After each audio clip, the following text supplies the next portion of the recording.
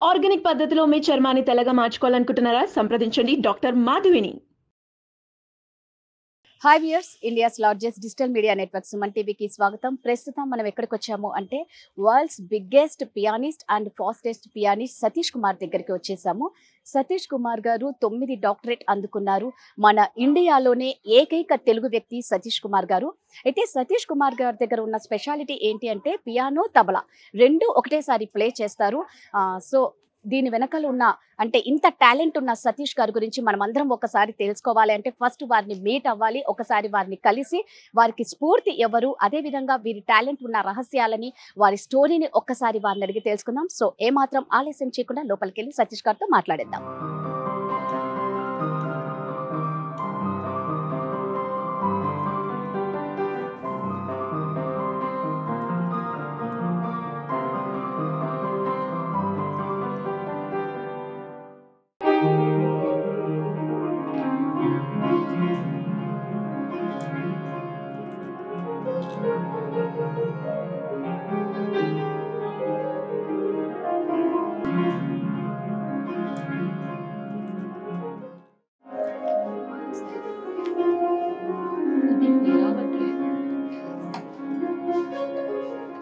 Hi Satish గారు, first congratulations మీకు. Thank you very much అండి.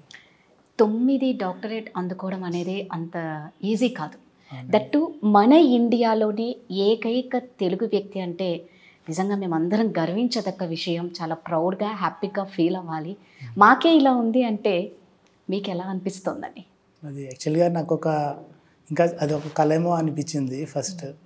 అది నేను యాక్చువల్గా నా స్టడీస్ వచ్చి మ్యాథమెటిక్స్, అంటే మ్యాథ్స్లో నేను పిహెచ్డి చేద్దాం అనుకున్నాను ఫస్ట్. అందుకనే నేను ఎంఎస్సి మ్యాథ్స్ చేసిన తర్వాత ఎంఫిల్ మ్యాథ్స్ చేశాను. తర్వాత పిహెచ్డికి వెళ్దాం అనుకున్నాను అనమాట.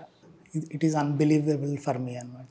ఎందుకంటే ఒక డాక్టరేట్ కావాలి అంటే, ఒక డాక్టరేట్ తీసుకోవాలి అంటే నేను చిన్నప్పటి నుంచి చూసింది ఒక డాక్టరేట్ చేయాలంటే చాలా పెద్ద, అది ఎంతో మనకి హార్డ్ వర్క్ చేసి తర్వాత ఎంతోమందిని ఇంప్రెస్ చేసి తీసుకోవాల్సింది. అలాంటిది 9 డాక్టరేట్స్ అనేటప్పటికీ నాకు చాలా హ్యాపీ అనమాట. అంటే నేనే నమ్ముకోలేదు, అంటే ఒక మనిషికి అలా వస్తుందా లేదా అనిపించింది నాకు. అది 9 డాక్టరేట్స్ చేసిన తర్వాత నాకు వరల్డ్ రికార్డ్ వచ్చిందనమాట. అది కూడా నాకు యాక్చువల్గా తెలియదు. 7 డాక్టరేట్స్ తోటి ఏఆర్ రెహమాన్ ఉన్నారు. ఇంకా పెద్ద పెద్ద మ్యూజిషియన్స్ అంతా 3 డాక్టరేట్స్ మ్యాక్సిమం ఉన్నాయి, 3 హానరీ డాక్టరేట్స్, అది డిఫరెంట్ కంట్రీస్ నుంచి. ఇంకా నాకు లండన్ నుంచి ఒక రోజు కాల్ వచ్చింది, మీకు 8 డాక్టరేట్స్ చేసినప్పుడే నాకు వరల్డ్ రికార్డ్ చేశాను, రీసెంట్గా 9th డాక్టరేట్ తీసుకున్నాను. సో అప్పుడు వాళ్ళు చెప్పారు, మీకు 8 హానరీ డాక్టరేట్స్ వచ్చాయి, మీరు వరల్డ్లో ఫస్ట్ ప్లేస్ ఉన్నారు. సో మీ తర్వాత 7 డాక్టరేట్స్తో ఏఆర్ రెహమాన్ ఉన్నారంటే నేను సరదాగా కాల్ చేస్తున్నారు, సరదాగా అట్లా అనుకున్నాను, ఫేక్ కాల్. తర్వాత వరల్డ్ రికార్డ్స్ ఆర్గనైజేషన్ డైరెక్టర్ నాతో మాట్లాడి చెప్పినప్పుడు ఐ వాజ్ వెరీ హ్యాపీ అనమాట. అది దానికి హద్దులు లేవనుకోవాలి. మీరు అన్నట్టు ఒక కళనా నిజమా అన్న ఫీల్డ్లోనే ఉంటాం. ఇది చిన్న విషయం కాదు కదా. మీకు అంటే చిన్నప్పటి నుంచి మీకు ఇష్టమా ఇలా నేర్చుకోవాలి అని, లేకపోతే ఎవరినన్నా చూసి మీరు అనిపించిందా? అంటే నాకు ఏజ్ తెలిసేలోపలే మా నాన్నగారు నేర్పించేశారు. అంటే నేను హార్మోనియం నేర్పించేవారు అనమాట చిన్నప్పుడు. సో అట్లా నేర్చుకుంటూ అంటే ఒక ఏజ్ వచ్చేటప్పటికి ఒక ఫేమస్ పియానిస్ట్, ఆయనకి బ్లైండ్ పర్సన్ అనమాట.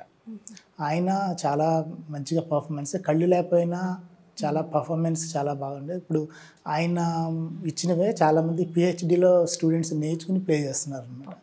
సో ఆయన పేరు విన్నప్పుడు నాకు, అరే కళ్ళు లేకపోయినా ఇంత పర్ఫార్మెన్సెస్ ఉంటే, మనకు అన్నీ ఉండి కళ్ళు ఉండి మనం కూడా చేయొచ్చు కదా అని ఒక చిన్నప్పుడు చిన్న థాట్సే అన్నీ కలిపి ఒక స్టేజ్కి మనం ఇలా రీచ్ అయ్యాము అనిపించింది.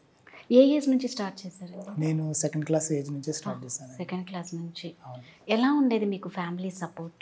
ఫ్యామిలీ సపోర్ట్ అంటే మా ఫాదర్ స్కూల్లో టీచర్ అనమాట. అంటే middle class family. Middle class family అంటే తెలుసు కదండి, ఇంకా ఒక చిన్న కీబోర్డ్ అది నేర్చుకోవటం అంటే దాంతో మనకి, అంటే మా ఫాదర్ చెప్పేవాళ్ళు ఏంటంటే, ఇన్స్ట్రుమెంట్ అంత చిన్నది పెద్దది చూడకూడదు, మనకి ఇంట్రెస్ట్ ఉంటే దాని మీద ప్రాక్టీస్ చేసుకుంటూ ఉంటే మనం పెద్దగా పియానో ప్లే చేసే వాళ్ళైనా పెద్దవాళ్ళని కూడా మనం ప్రాక్టీస్లో మనం బీట్ చేయొచ్చు అని చిన్నప్పుడు కొంచెం మోటివేషన్ ఇచ్చేవాళ్ళు అనమాట. సో అంత చిన్న కీబోర్డ్ నుంచి స్టార్ట్ చేసి ఒక్కొక్కటి ఇప్పుడు చూస్తే మా ఇంటి నిండా కీబోర్డ్స్ ఉంటాయి అన్నమాట. సో అట్లా ఒక కీబోర్డ్తో స్టార్ట్ చేసి ఇప్పుడు ఇల్లంతా కీబోర్డ్ మయమైపోయింది. ఎక్కడ చూసినా కీబోర్డ్సే ఉంటాయి అంటే అట్లా. అదే అంటే మీకు ఎందుకు వచ్చింది ఈ ఆలోచన ఇది చెయ్యాలి అనేసి? అంత సెకండ్ క్లాస్ అంటే చాలా చిన్న ఏజ్ కదా, ఎడ్యుకేషన్ మీద మీరు కాన్సన్ట్రేట్ చేసేవారు? చేశానండి. ఇప్పుడు నేను చదువుతో పాటే మ్యూజిక్ కూడా నేర్చుకుంటూ ఉన్నాను కొన్ని ఇయర్స్, అంటే 10th క్లాస్ ఇంటర్మీడియట్. సో అలా కాలేజీలో నేను కర్ణాటక క్లాసికల్ మ్యూజిక్లో డిప్లొమా చేశాను. ఇప్పుడు మన పొట్టి శ్రీరామ్ తెలుగు యూనివర్సిటీ నుంచి కర్ణాటక క్లాసికల్ మ్యూజిక్ అండ్ తబలాలో రెండింటిలో డిప్లొమా చేశాను. అంటే ఎడిషనల్ నాలెడ్జ్ కోసం మ్యూజిక్ పియానో నేర్చుకుంటున్నాయి. సో ఇలా చేయటం వల్ల ఇంకా మంచి నాలెడ్జ్ వచ్చిందనమాట నాకు. అంటే చిన్నప్పుడు నాకు ఎవరిని చూసి ఇన్స్పైర్ అవ్వలేదు. అంటే నా ఏజ్ తెలిసేటప్పటికే పేరెంట్స్ టీచింగ్ చేయటం వల్ల అది తెలియకుండానే ఒక స్టేజ్ వరకు వచ్చింది. ఏజ్ వచ్చే కొద్దీ ఇంకా పెద్ద పెద్ద మ్యూజిషియన్స్ని చూసి, అంటే వాళ్ళకి ఎక్కువ క్వాలిఫికేషన్ లేకపోయినా టాలెంట్ ఉండడం వల్ల ఎక్కువ వాళ్ళు ఫెమిలియర్ అయిపోతూ ఉన్నారు. సో అందుకనే నాకు స్టడీస్ ఉన్నా కూడా ఈ మ్యూజిక్ని వదలలేదన్నమాట. మీరు ఈ స్టడీస్ని ఈ మ్యూజిక్ని ఎలా బ్యాలెన్స్ చేసేవాళ్ళు? అంటే దాని మీద కూడా మంచిగా కాన్సన్ట్రేట్ చేసేవారా? చేసేవాళ్ళు అంటే తక్కువ టైంలోనే మనం చేసిన ప్రాక్టీసే కొంచెం ఎక్కువ స్ట్రాంగ్గా ప్రాక్టీస్ చేసేవాడిని. ఎందుకంటే ఇంటర్మీడియట్ నాది మ్యాథమెటిక్స్ ఎంపీసీ అండి. అంటే ఎంపీసీ అంటే తెలుసు కదా, మ్యాథ్స్, ఫిజిక్స్, కెమిస్ట్రీ. ఆ రికార్డ్స్ రాసుకోవటం అవి చేసుకోవటమే సరిపోయేది, టైం ఉండేది కాదు. అయినా కానీ ఆ వర్క్ అంతా అయిన తర్వాత కొంతసేపు ప్రాక్టీస్లు అలా చేసుకునేవాడిని. ఇష్టంతో చేస్తున్నారు కాబట్టి దానికోసం ఎంత టైం అయినా స్పెండ్ చేయాలి. మనకి టైం తెలియలేదు, అది పెయిన్ అని తెలియలేదు. యాక్చువల్ అందరూ ఇది హార్డ్ వర్క్ అంటారు, బట్ నేనైతే హార్డ్ వర్క్ అని అన్నాను. ఎందుకంటే మనం ఫ్యాన్ కింద కొంచెం ఏజ్ వచ్చిన తర్వాత ఏసీలో చేసింది అంత పెద్ద హార్డ్ వర్క్ కాదు, కానీ టైం తీసుకోవాలి. ఆ టైం తీసుకుని ప్రాక్టీస్ చేయడం వల్ల నాకు ఎప్పుడన్నా అనుకున్నారా సతీష్ గారు, ఇలాంటి రోజు ఒక రోజు వస్తుంది నేను ఇన్ని డాక్టరేట్ అందుకుంటాను? లేదండి, ఎప్పుడు అనుకోలేదు అసలు. అది అన్బిలీవబుల్. అందుకని అంటున్నా. అంటే ఒక డాక్టరేట్ చేయాలి అంటే నాకు అనిపించింది చేయలేమేమో అని. నేను ఎంఫిల్ మ్యాథమెటిక్స్ తోటి మ్యాథమెటిక్స్ తర్వాత పిహెచ్డీలోకి వెళ్దాం అనుకున్నాను. ఇంకా షెడ్యూల్ బట్టి అది చేయలేమేమో అనుకుని ఇక పియానోని కంటిన్యూ చేస్తూ ఉంటే నాకు 2016లో వరల్డ్స్ ఫాస్టెస్ట్ పియానిస్ట్ దానికి నేను అప్లై చేసుకున్నాను అనమాట. సో అక్కడ నుంచి నాకు లైఫ్ స్టైల్ అంతా చేంజ్ అయిపోయింది. అది కూడా నేను పియానో ఫాస్ట్ ప్లే చేయడం వల్ల అందరూ చాలా బాగా ప్లే చేస్తున్నావు అంతవరకు తెలుసు, కానీ ఆ యూట్యూబ్ నాలెడ్జ్ అలాంటిది ఏం లేదు. ఎవరెవరు ఏం చేస్తున్నారు, ఎంత ఫాస్ట్ ఎవరున్నారు అన్నది తెలియదు. అయితే ఒకసారి వరల్డ్ రికార్డ్ అంటే ఒక పర్సన్ చూసినప్పుడు బాగా ప్లే చేస్తున్నారు, ఫాస్టెస్ట్ చాలా, అమన్ బట్లా అని చెప్పేసి మన ఇండియా నుంచి ఉండేవాళ్ళు. అలానే అద్నాన్ సామి అని, పీటర్ బెన్స్ అని, వీళ్ళంతా ఫాస్టెస్ట్ ప్లే చేస్తే చాలామంది స్టూడెంట్స్ ఇంట్లో వాళ్ళందరూ ఒకసారి ఫాస్ట్ టెస్ట్ చేసుకోవచ్చు కదా, ఇంత ఫాస్ట్ ఉంది అని అంటే, సరే ఒకసారి టెస్ట్ చేద్దామని చెప్పి India book of world records, అది జీనియస్ ఫౌండేషన్, మన ఇండియాలో జీనియస్ పీపుల్కే వాళ్ళు టెస్ట్ చేసి వరల్డ్ రికార్డ్ ఇస్తారనమాట. అయితే ఆయనకి ఫోన్ చేసినప్పుడు ఫస్ట్ నాట్ బిలీవింగ్, అంటే నేను ఫాస్ట్ ప్లే చేస్తానంటే నమ్మలేదన్నమాట. అయితే నేను ఒక వీడియో పంపించాను, అంటే జస్ట్ వాళ్ళు ఒక వీడియో పంపించమన్నారు మీరు ప్లే చేస్తుంది. ఇంక ప్లే చేయగానే ఇమీడియట్గా రిప్లై వచ్చిందనమాట, మీరు కంపల్సరీగా వరల్డ్ రికార్డ్ నుంచి చేయాలి. ఆల్రెడీ ప్రీవియస్ ఎవరైతే ఫాస్టెస్ట్ పియానో ప్లేయర్ ఉన్నారో ఆయన వీళ్ళు తీసుకున్నారనమాట, same organisation, world record organisation, వాళ్ళని ఫాస్టెస్ట్ పియానిస్ట్గా డిక్లేర్ చేశారు. అయితే ఆయన చూసి ఆయనకంటే మీరు చాలా ఫాస్ట్ ఉంది, మనం వరల్డ్ రికార్డ్ చేయొచ్చు, మీరు చేయొచ్చు అని అంటే, అప్పుడు మరి ఇక్కడ ప్లాజా సికింద్రాబాద్కి వచ్చారనమాట. వాళ్ళు వచ్చేసి లైవ్ షో ఇచ్చాను, print media and electronic media ముందు ఇచ్చాను. అప్పుడు నేను 2454 నోట్స్ ఒక మినిట్కి ఫాస్ట్ ప్లే చేశాను అనమాట. 1 మినిట్కి 2454. అప్పటికి అమన్ బట్ల 1208 నోట్స్, ఓన్లీ 1200, అది వరల్డ్ రికార్డ్ అప్పుడు. సో నాది డబల్ కంటే ఎక్కువ వచ్చిందనమాట. అప్పుడు అది ఇంటర్నేషనల్ మీడియాలో అప్పుడు వచ్చింది. ఇంకా అన్ని ఆర్గనైజేషన్స్ వాళ్ళంతా నోటీస్ చేశారు. తర్వాత ఇండివిజువల్గా పర్సనల్గా వాళ్ళు వచ్చి టెస్ట్ చేసుకుని వరల్డ్ రికార్డ్స్ ఇచ్చుకుంటూ వచ్చారనమాట. ఫస్ట్ వరల్డ్ రికార్డ్ దాంతో స్టార్ట్ అయింది, వరల్డ్స్ ఫాస్టెస్ట్. గ్రేట్ అండి. మీరు ఈరోజు ఇంత స్థాయికి ఎదిగారు అంటే ఎన్నో ఆటపోట్లు, ఒడిదుడుకులు చాలా చూసింటారు కదా, ఎవరు అంత ఈజీగా పైకి రారు. సో మీరు ఎలాంటి ప్రాబ్లమ్స్ ఫేస్ చేశారు? ఎప్పుడన్నా అనిపించిందా ఇంకా చాలు అని ఏమన్నా ఆ ఫీల్ ఎప్పుడన్నా వచ్చిందా? లేదండి, అసలు చాలా అనిపించలేదు. కాకపోతే నేను ఏ కాంపిటీషన్కి ఫస్ట్లో వెళ్ళేవాడిని కాదు. ఓకే. కాంపిటీషన్కి వెళ్తే యాక్చువల్గా నెగిటివ్ థాట్స్ అనేది స్టార్ట్ అవుతాయి. ఫర్ ఎగ్జాంపుల్ అప్పుడులో ఏంటంటే ఎవరైనా కాంపిటీషన్కి వెళ్తే నెగిటివ్గా ఇది కాంప్లిమెంట్స్ ఇచ్చేవాళ్ళు. నీ వాయిస్ బాగాలేదు, లేకపోతే నీవు సరిగ్గా ప్లే చేయవు అనేవి ఇచ్చేవాళ్ళు. అంటే నేను లైవ్ షోస్ చూసి వాటికి వెళ్ళేవాడిని కాదు, ఎందుకంటే మన కాన్ఫిడెన్స్ తగ్గిపోతుంది అది చూసాక. చాలామంది ఏమంటారంటే కాంపిటీషన్కి వెళ్తే ఎక్స్పీరియన్స్ వస్తుంది అంటారు, ఓడిపోతే మళ్ళీ గెలవచ్చు అంటారు.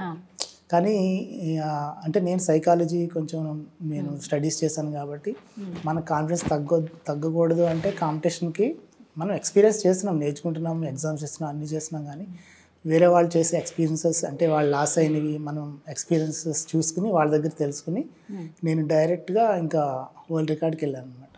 అంటే సింగిల్ అటెంప్ట్లో వరల్డ్ రికార్డ్ చేసుకున్నాను.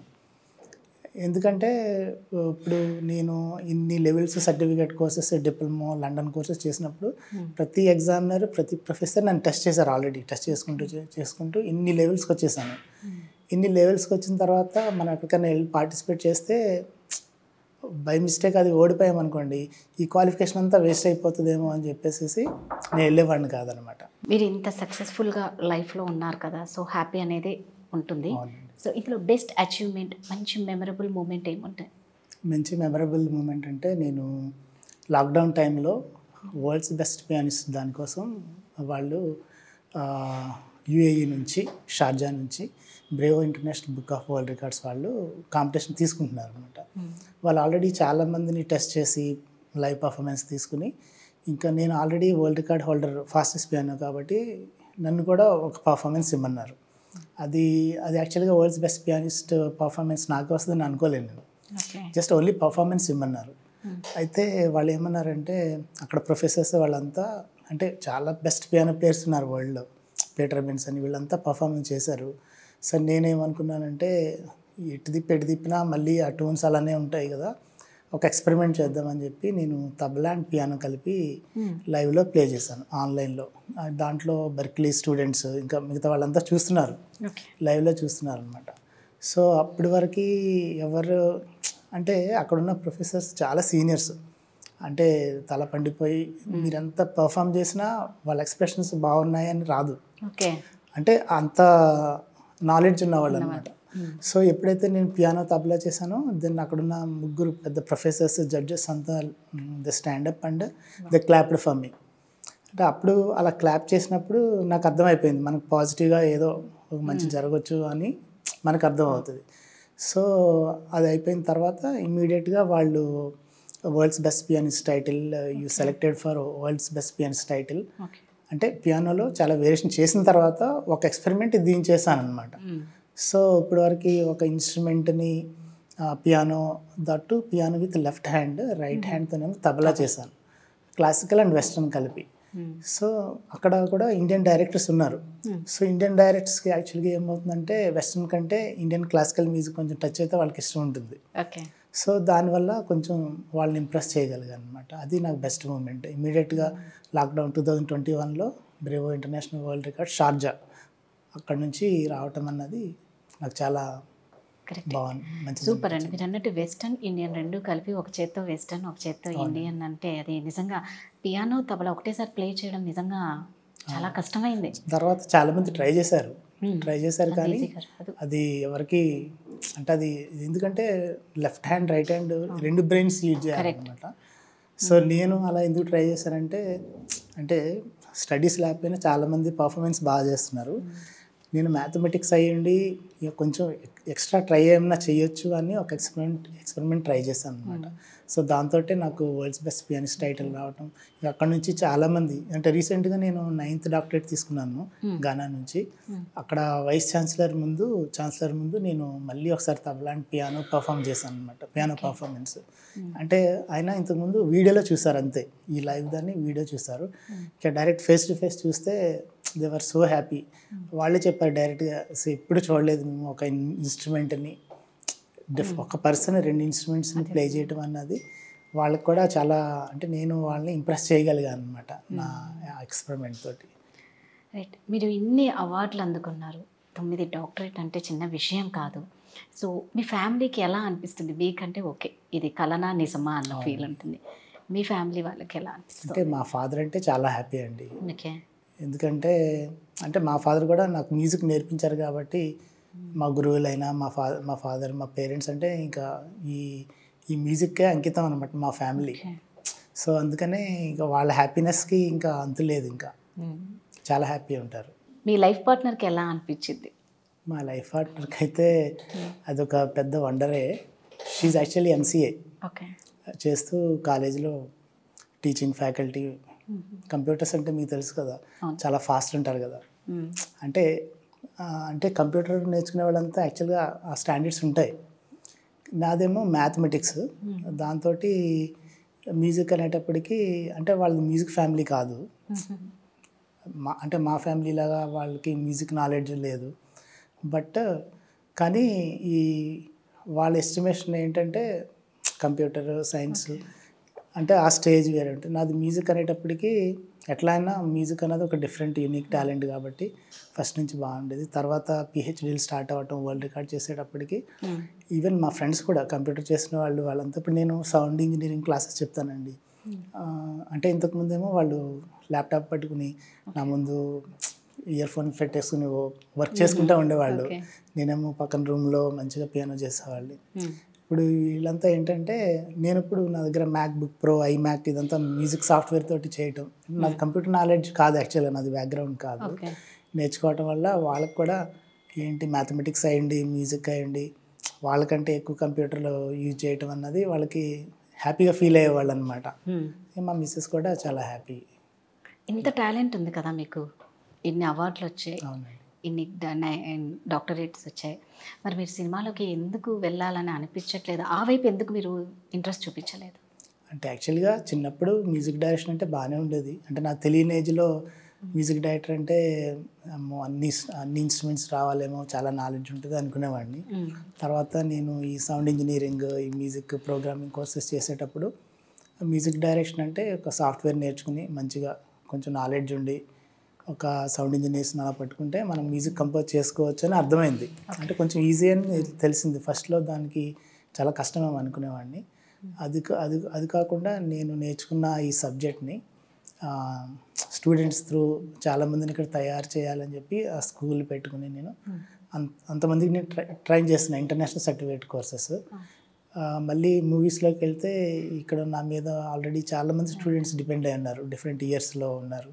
ఇది పోతుంది, వాళ్ళకి పోతుంది. ప్లస్ ఇంకోటి నేను ఆల్రెడీ ఇక్కడ సెటిల్ అయిపోయాను అనమాట. ఈ కెరియర్లో సెటిల్ అయిపోయాను. మంచిగా సెటిల్ అయిన తర్వాత ఏదో ఫేమ్ కోసం అట్లా వెళ్ళటం ఎందుకులే అని చెప్పేసి నేను దీనికి మీకు వచ్చిన విద్యని నలుగురికి చెప్పాలన్న ఉద్దేశంతో మీరు అది ఆపేశారు. వేరే చోటుకి వెళ్ళలేదండి.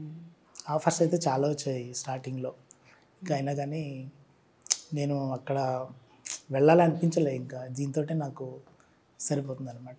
సతీష్ గారు ఒక్కసారి మా కోసం మీ పియానో ప్లే చేస్తే చూస్తాం. ఫాస్ట్లో కొంచెం ఇండియన్ క్లాసికల్ కూడా మిక్స్ చేసి కొంచెం ఆ మెలడీ కోసం నేను ఒకసారి చూపిస్తాను.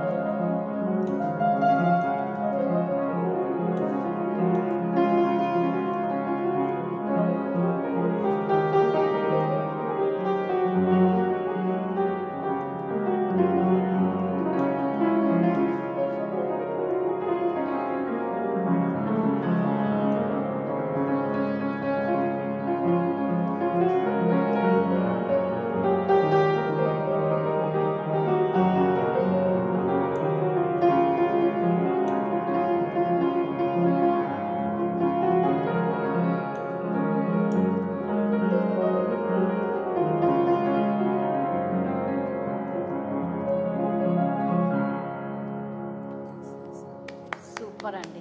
కానీ చూస్తూ ఉంటే డైరెక్ట్గా అసలు ఎంత ఫాస్ట్గా చేస్తున్నారంటే కనురెప్పం ఇటు అటు కను ఇలా ఇలా తిరిగేసరికి అదొక ఫ్లో మీది ఆపకుండా వెళ్ళిపోతుందంటే అందుకే మీరు వరల్డ్లోనే ఫాస్టెస్ట్ పియానిస్ట్ అంటే అర్థమైపోతుందని. మీ దగ్గర ఉన్న ఇంకో కళ కూడా ఉంది, 2 వాయిద్యాలను ఒకటేసారి ప్లే చేస్తారనేసి. సో ఒక్కసారి అది కూడా చూపించండి.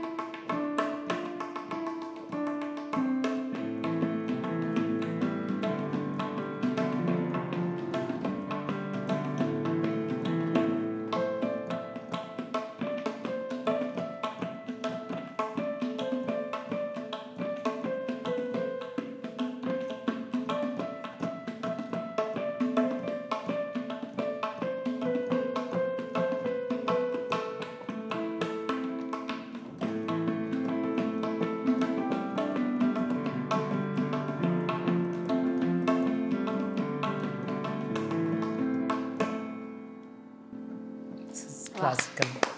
సూపర్ అండి. ఎలా ఉంది క్లాసికల్ అంటే వెస్టర్న్ అంటే క్లాసికల్ చాలా బాగుంది. మామూలుగా ఒక్కదాన్ని మీద ప్లే చేయాలి అంటేనే ఎంత కాన్సన్ట్రేట్ చేయాలో, మీ బ్రెయిన్ ఎంత షార్ప్గా పనిచేస్తుందో ఇక్కడే కనిపిస్తుంది. రెండింటిని అట్ ఎ టైం అనేది నిజంగా ఇట్స్ నాట్ పాసిబుల్, ఇంపాసిబుల్ అని చెప్పాలి. బట్ మిమ్మల్ని చూస్తే మీకు ఇది గాడ్ గిఫ్ట్ అని నాకు అనిపిస్తుంది. అనుకుంటాను. అది అందరికీ అంత ఈజీగా రాదు. అట్ ఏ టైం ఒకటేసారి అంటే మీకు ఫస్ట్ పియానిస్ట్ ఇలాగ 2 వాయిద్యాలను ఒకటేసారి ప్లే చేయడం, అందుకే వరల్డ్ రికార్డు బద్దలు కొట్టారు. సతీష్ గారు, మీ దగ్గర స్టూడెంట్స్ ఎంతమంది ఉన్నారండి? స్టూడెంట్స్ యావరేజ్గా 100 మెంబర్స్ ఉంటారు. 100. ఓకే. ఏజ్ ఎక్కడి నుంచి, ఏ ఏజ్ నుంచి వాళ్ళు ఉంటారు? ఫస్ట్ క్లాస్ నుంచి 70 ఇయర్స్ వరకు ఉంటారు పెద్దవాళ్ళు, హౌస్ వైఫ్స్, బీటెక్ స్టూడెంట్స్. చాలామంది ఇక్కడ సౌండ్ ఇంజనీరింగ్ కోర్సెస్ చేసుకుని మ్యూజిక్ డైరెక్షన్, ప్రోగ్రామర్గా స్టూడియోస్ పెట్టుకుని వాళ్ళు they are leading their lives. Super. Earning కూడా ఇంటర్నేషనల్ సర్టిఫికేషన్స్ వల్ల వాళ్ళకి పబ్లిక్లో మంచి నేమ్ వస్తుంది. క్వాలిఫికేషన్ వల్ల వాళ్ళ మీద అంటే వచ్చే వాళ్ళకి వాళ్ళ మీద నమ్మకం ఉంటుందన్నమాట. ఇంతమందికి నేర్పిస్తున్నారు కాబట్టి వారి హ్యాపీనెస్ మీకు ఆనందం అనిపిస్తుంది. అవునండి. సో వాళ్ళు ఎంత మంచి గోల్స్కి రీచ్ అయితే నేను అంత హ్యాపీ ఉంటాను. ఎవరైనా ఎక్కడైనా అచీవ్ చేస్తే ఫస్ట్ నాకే కాల్ చేస్తారండి. వాళ్ళు చెప్తారు మా పేరెంట్స్ కూడా చెప్పలేదు సార్, ఫస్ట్ మీకే చెప్తున్నాం అంటారు. దట్స్ మనకి ఎంత హ్యాపీగా ఉంటుందండి అట్లా చేస్తే. అంటే ఇప్పుడు దాకా ఇంకా నెక్స్ట్ మీరు ఇంకా ఏం సాధించాలని మీకు ఇంకా ఉంది? ఇంతటితో అయిపోయింది, ఇంకా సాధించాలి? నాకు అసలు ఏది సాధించాలని అనుకోలేదు. నేను అలా ప్రాక్టీస్ చేసుకుంటూ నేను నా మ్యూజిక్ జర్నీలో ఒక్కొక్కటి అట్లా వచ్చాయి అంతే. ఇది టాస్క్ పెట్టి మనం వేరే వాళ్ళని మనం డామినేట్ చేయాలన్న దాంతో లేదు. కాకపోతే నేను ఏ స్టేజ్లో ఉన్నాను అని తెలియటం కోసం నేను వరల్డ్ రికార్డ్కి వెళ్ళాను. అంటే మన స్టామినా ఎంత ఉంది, మనం ఎంత మనం అచీవ్ చేసాము అన్న తెలుసుకోవడానికి. కానీ but I don't degrade any person. అంటే నాకంటే ఎక్కువ నాకంటే తక్కువ అన్నది నేను ఎవరిని చూడండి. నా టాలెంట్ నేను ఎంతమందికి మనం ఈ విద్యను నేర్పించాలి అన్నదానికే నాది ఫోకస్ చేస్తూ ఉంటాను. సూపర్ అండి. నిజంగా ఇది అంత చిన్న విషయం కాదు.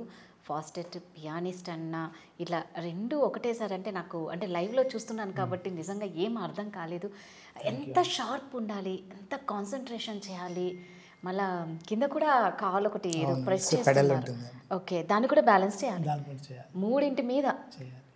సతీష్ గారు, ఇప్పుడు ఈ తబలా పియానోలో 2 ఒకటేసారి ప్లే చేస్తారు కదా, మీకు బాగా ఇష్టమైన దాన్ని మా కోసం ఒక్కసారి ప్లే చేయండి. అంటే మన ఇండియన్ పేట్రియాటిక్ సాంగ్ అయితే దీంట్లో బాగుంటుందండి, నేను ప్లే చేస్తాను. రైట్.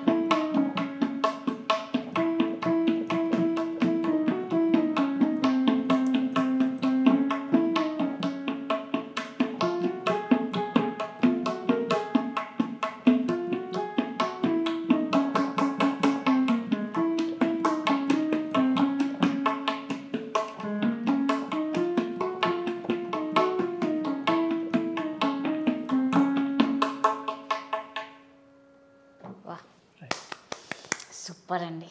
ఇట్లా చిన్న చిన్న సాంగ్స్ని మనం మిక్స్ చేసుకోవచ్చు తబలాతో. కొందరు వాయిస్తో, గాత్రంతో మంత్రముగ్ధుల్ని చేస్తే, సతీష్ గారు ఫింగర్స్తో అందరినీ మంత్రముగ్ధుల్ని చేస్తున్నారు. నిజంగా గాడ్ గిఫ్ట్ అనే చెప్పాలి. ఇది అంత చిన్న విషయం కాదండి. కాన్సన్ట్రేషన్ అంతా అంటే ఒక పాట పాడి ఒకరిని మనం మెప్పించవచ్చు, వాళ్ళ అభిమానం మనం పొందొచ్చు. కానీ ఫింగర్స్తో ఎంత వరల్డ్ రికార్డు బద్దలు కొట్టారు అంటే ఇది చిన్న విషయం కాదు. సతీష్ గారు, థ్యాంక్ యూ సో మచ్ అండి. మీరు మాకు మంచిగా చాలా ప్లే చేసి చూపించారు, మా వ్యూయర్స్కి కూడా థ్యాంక్ యూ సో మచ్. మళ్ళీ కంగ్రాచులేషన్స్ చెప్తున్నాను. Thank you. కూడా ఇంత దూరం వచ్చి సుమన్ టీవీ నుంచి చాలామందిని, మీరు ఆర్టిస్ట్ని కానీ లైక్ మ్యూజిషియన్స్ని కానీ టాలెంట్ ఉన్న వాళ్ళందరినీ అంటే నాకు తెలిసిందనమాట, సుమన్ టీవీ నుంచి చాలా ఎంకరేజ్ చేస్తున్నారు. దానికి మీ అందరికీ నా తరపు నుంచి బెస్ట్ విషెస్, నా ధన్యవాదాలు. థ్యాంక్ యూ సో మచ్ అండి. Thank you.